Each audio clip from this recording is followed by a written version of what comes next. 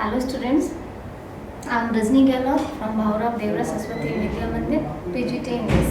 Yesterday I explained 3 paragraphs of the poem An Elementary School Classroom in Slum Area, which is written by Stephen Spandler. And this is the second poem of Flamingo. Now I am going to teach you the last paragraph. I am going to explain you. Okay. In the first 3 paragraphs I told you different types of students who were sitting in the classroom of the slum area, and what is the physical condition of the children and the sitting position of the children, how they are sitting.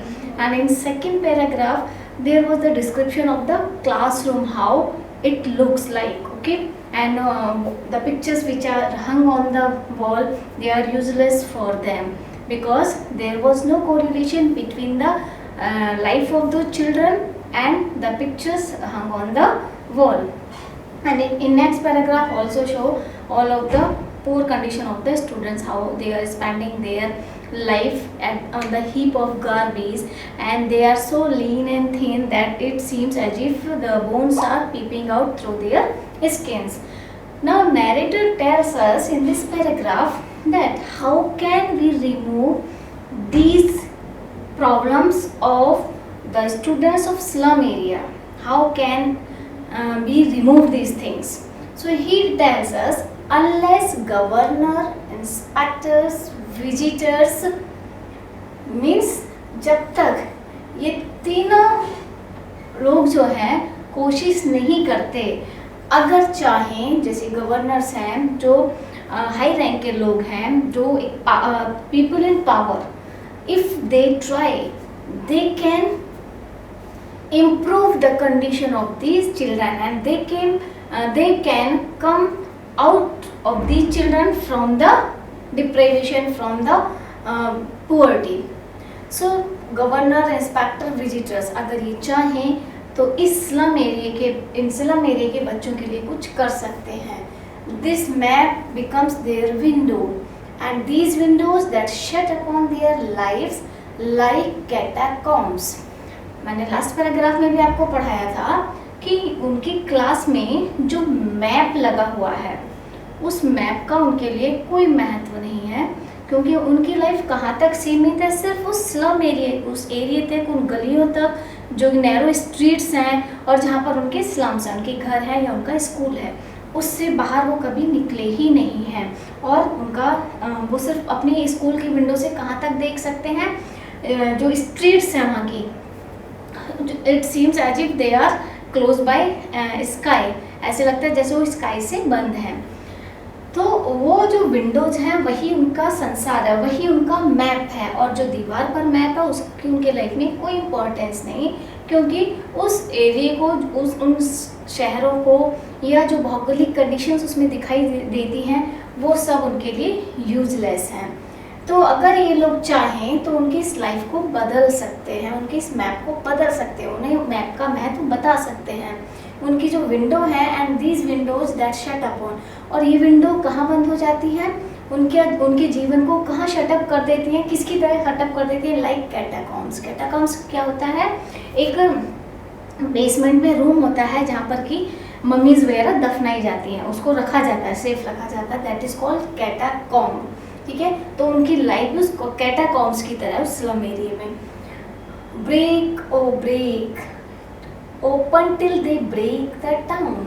तो वो request कर रहा है, poet request करता है इन लोगों से, governor या इंस्पेक्टर से, कि वो तब तक इन दीवारों को तोड़ते रहें, इनकी बीच में आने वाली उन दीवारों को तब तक तोड़ते रहें जब तक कि इन बच्चों को, and show the children to green fields, जब तक इन स्लम एरिया के स्टूडेंट्स को ग्रीन फील्ड्स दिखाई देने नहीं लगता.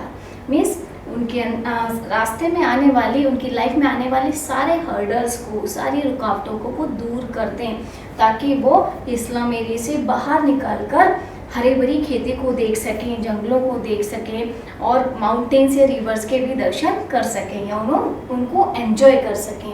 And make their world run azure on gold Sands, और उनका संसार ऐसा बना दो ताकि वो भी गोल्ड सैंड पर, गोल्ड सैंड क्या होता है, रेत, जो कि रेगिस्तान की रेत होती है, उसको कहा गया है कि वो उस पर दौड़ सके, यानी उसको भी देख सके. And let their tongue run run naked into books and they should be so educated that they can read the books thoroughly. और उन्हें इतना शिक्षित करें, इतना एजुकेटेड करें कि वो भी बुक्स को थॉरोली पढ़ सकें. जिस एरिया में वो पढ़ रहे हैं उनको प्रॉपर एजुकेशन नहीं दी जा रही है क्योंकि उनको प्रॉपर टीचर्स ही प्रोवाइड नहीं किए जा रहे हैं, ना ही उनके पास फैसिलिटीज़ हैं. तो they should be provided such types of facilities and education that they can read the books thoroughly. Okay, white and green leaves open history there whose language is the sun.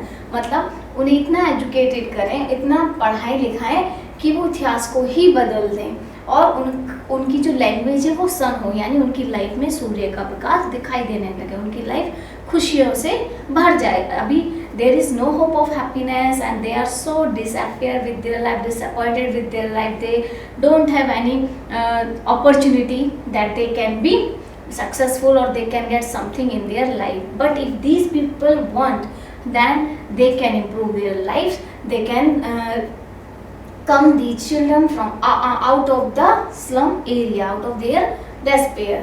So this was the paragraph of last paragraph of the poem. This is again the explanation of that paragraph.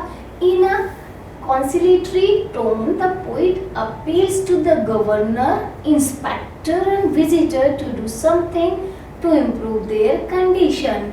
Poet जो है वो governor, inspector और visitor से उनकी condition को सुधारने के लिए अपील करता है कि उनके जो स्लम एरिया के स्टूडेंट्स हैं, ये बच्चे हैं, उनकी कंडीशन में कुछ सुधार कर सकते हैं. If there is political will, अगर पॉलिटिकल इच्छा हो, अगर पॉलिटिकल पावर हो तो वो उनके इस मैप को बदल सकते हैं. This map showing the beautiful world outside can become their reality.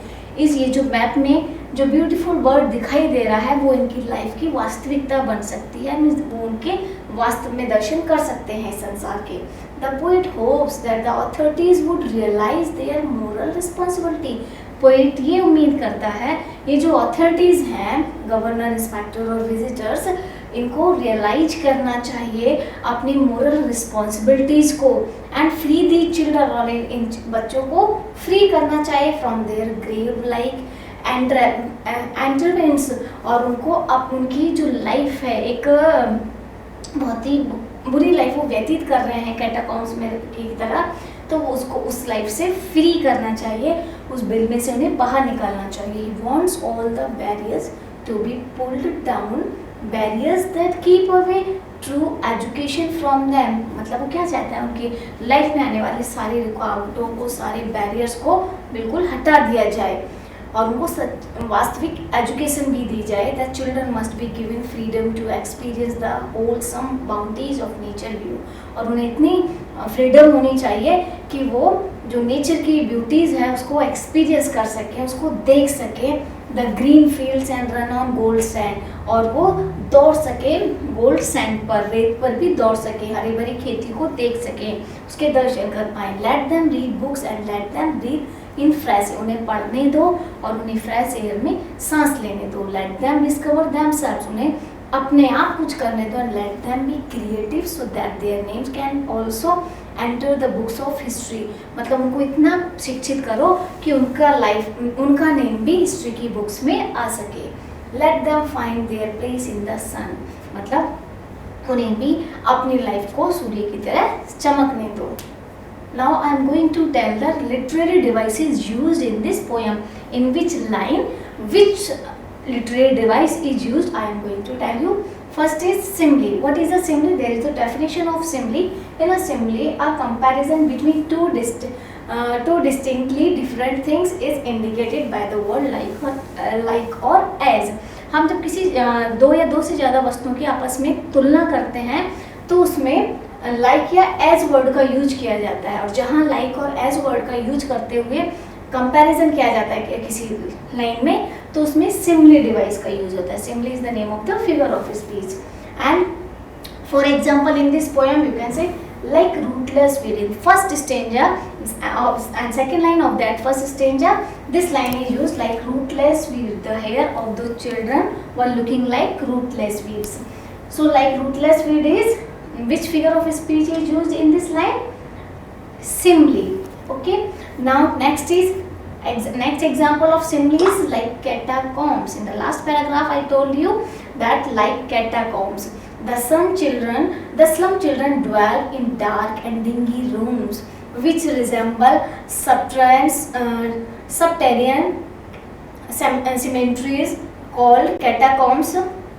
The window of these room like the lid of catacombs. Okay, ये जो windows हैं वो catacombs की lid की तरह हैं इन लोगों के लिए. तो इन दोनों लाइन में सिमिली का यूज हुआ. Next is slum as big as doom. तो in place of like which word is use? Slum as big as doom. तो slum where life is worse than death, मतलब जिस एरिया में, slum area में वो रह रहे हैं उनकी लाइफ डेथ से भी बदतर है. So it is like living in hell. वो हेल की तरह के लिए नर्क की तरह है. तो इन तीनों लाइन में कौन सी डिवाइस यूज हुई है? सिमिली. आप लोग हमेशा कंफ्यूज रहते हैं जब डिवाइस पूछी जाती है which poetic device is use in the given paragraph या given lines. Okay, so always remember this. Literary device और figure of speech are the same. Means if the question is literary device, then you will find out the figure of speech. Okay, now next, metaphor. What is a metaphor? Like simply when we comparison two things or more than two things with another, then which word is used? Like or as. But in metaphor we don't use these words. Okay, in a metaphor the standard or literal meaning of a word, a thing, quality or action is applied to another in the form of statement of identity instead of comparison. The word like and as are not used. The poet does not say that one object is like another. इसमें comparison किया जाता है but in words का use नहीं किया जाता like और as का, कि वो उसकी तरह दिखाई दे रहे हैं. उसका एग्जाम्पल हम पोएम में भी देखते हैं.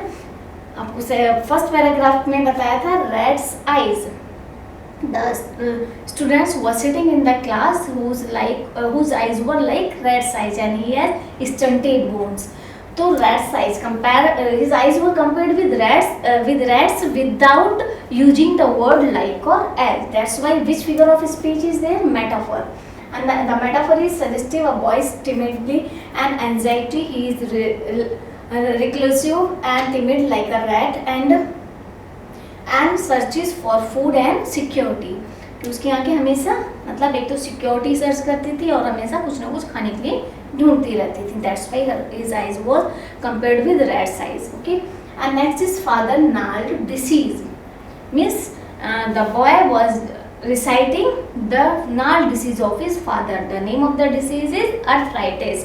Means his bones are twisted. So metaphor is also used in this line.